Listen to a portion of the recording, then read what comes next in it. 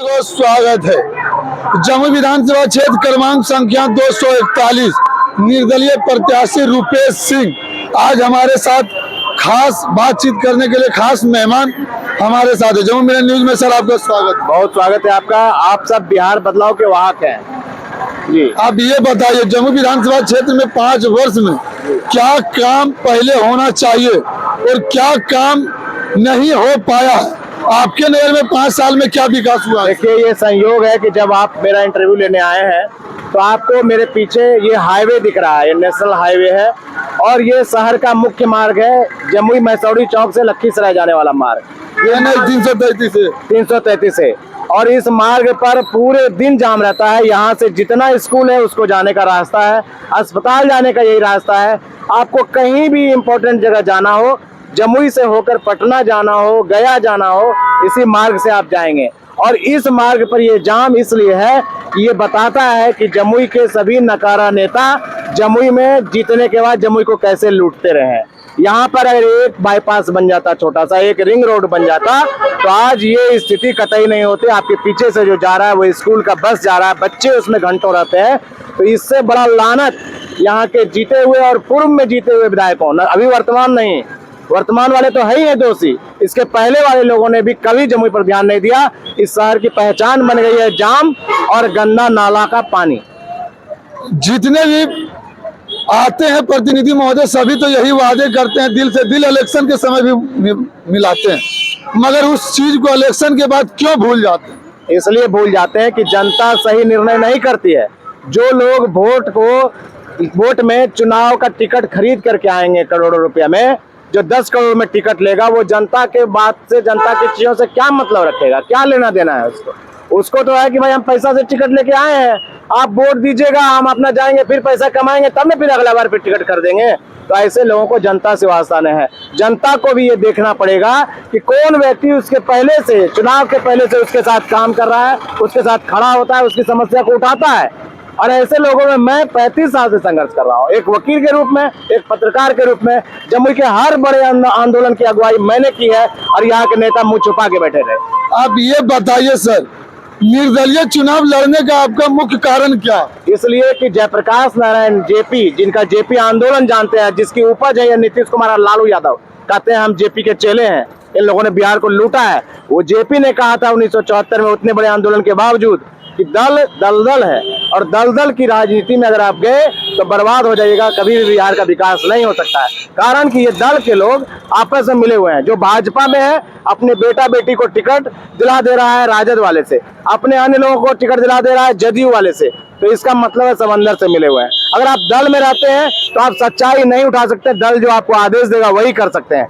तो तब जेपी ने कहा था अब वक्त आ गया है कि दल की राजनीति से हट जाया जाए, निर्दलीय की राजनीति किया जाए। निर्दलीय इसलिए कि जब जनता वोट किसी निर्दलीय को करेगी तो जनता के वोट से वो जीत के आएगा, उसका कोई स्टार प्रचारक नहीं होगा।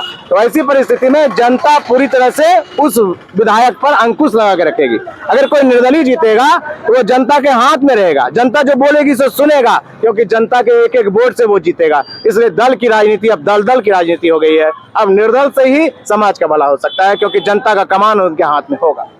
आपका छाप कौन सा है सर? मेरा छाप है प्रेशर कुकर, क्योंकि निर्दलीय को जो लोग हैं वो समय कम देते हैं।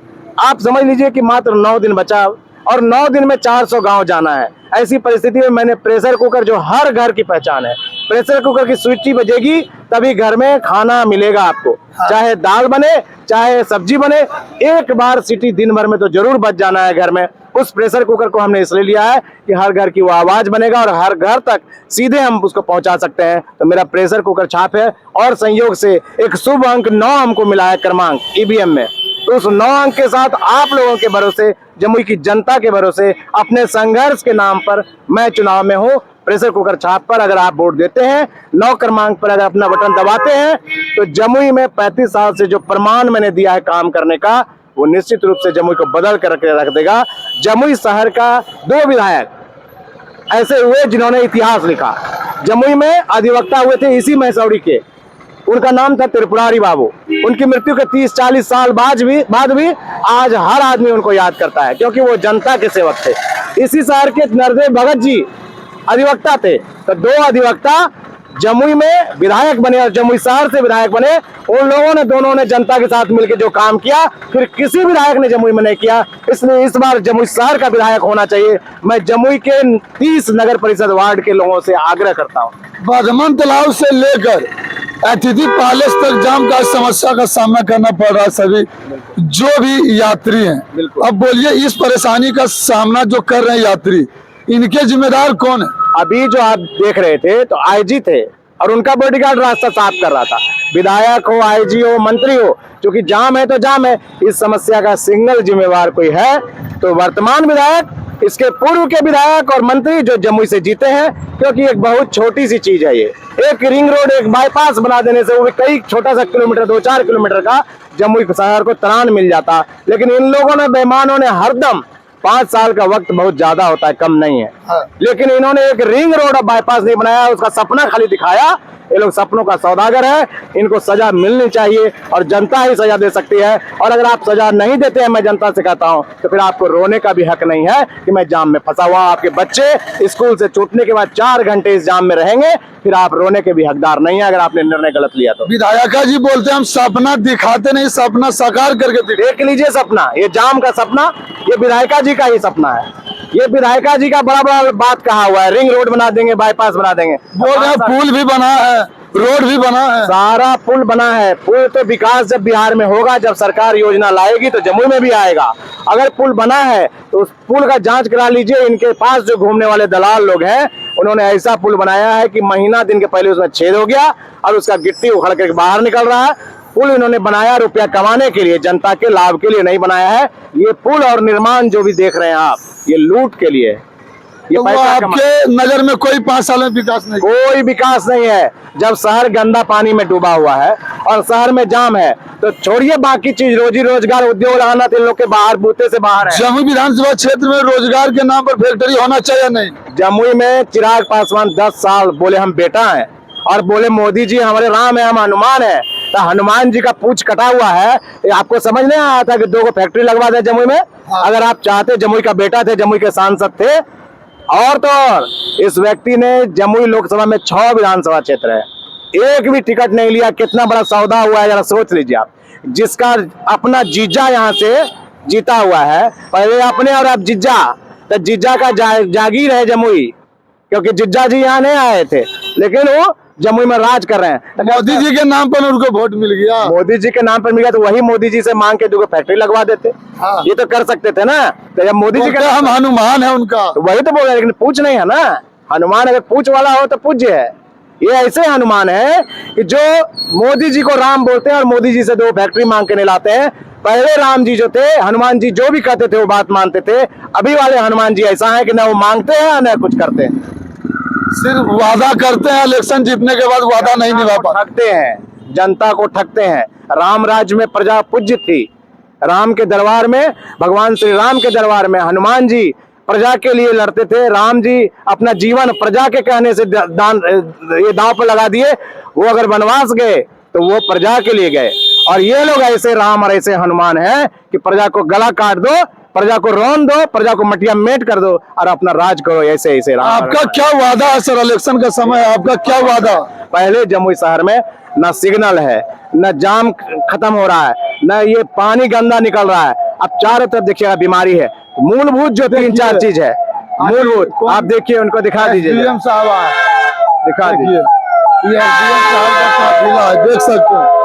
और वो भी जाम में फंस, देखिए ओवरटेक कर रहे हैं, देखिए खुद नियम का पालन नहीं करते। इस विषय पर क्या बोलिए? कोई नियम का पालन नहीं है। हर जगह आप जाइए, चुनाव का जो पर्चा दीवार में चिपका हुआ है, चुनाव आयोग का कहना है कि कार्रवाई होगी, FIR दर्ज होगा, लेकिन कहीं भी अब गरीब, जो गरीब होंगे उन पर ये धोख जमा है।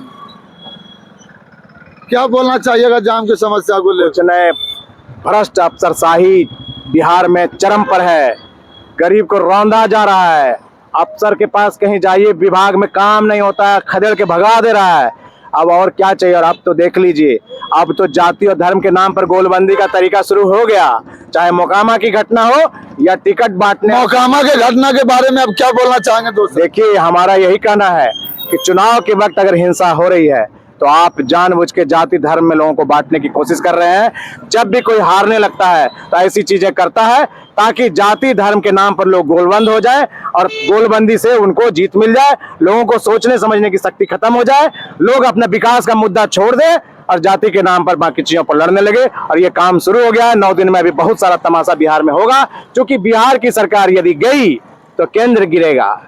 बिहार से ही केंद्र सरकार का बिहार गई, सत्ता- केंद्र गया। हाँ, बिहार गया तो केंद्र गया, इसलिए बुलडोजर भी चलाना होगा तो ये लोग चला देंगे आम लोगों पर। इसके लिए तैयार हो जाइए। 9 दिन अभी बचा है, 9 दिन में कुछ भी हो सकता है। अभी बहुत कुछ देखना बाकी है। अभी तो झांकी है रुपेश सिंह का, अभी देखना तो बहुत कुछ बाकी है। इसलिए हम कहते हैं कि हर व्यक्ति अब अच्छे लोगों को जिताए, जो आपके घर में पहुंच सकता है, आपकी बात को सुन सकता है। उसमें मेरा नाम रुपेश सिंह है। आप पता कर लीजिए, जमुई के 12 उम्मीदवारों में से अगर एक भी उम्मीदवार ने 10% भी मेरा काम किया होगा जितना हमने किया है, तो जो बोलिएगा मानने को तैयार है। और अगर नहीं किया, मैंने काम किया, तो काम के बदले आज चुनाव में है। अगर हम जीतेंगे तो जमुई की जनता जीतेगी, आम आदमी जीतेगा और सच जीतेगा, बेईमान हारेगा। चलिए, इस विषय के बारे में आपका क्या राय है? कमेंट बॉक्स में अपना प्रक्रिया अवश्य साझा करें। आप सभी दर्शकों धन्यवाद। जय श्री राम, जय श्री राम।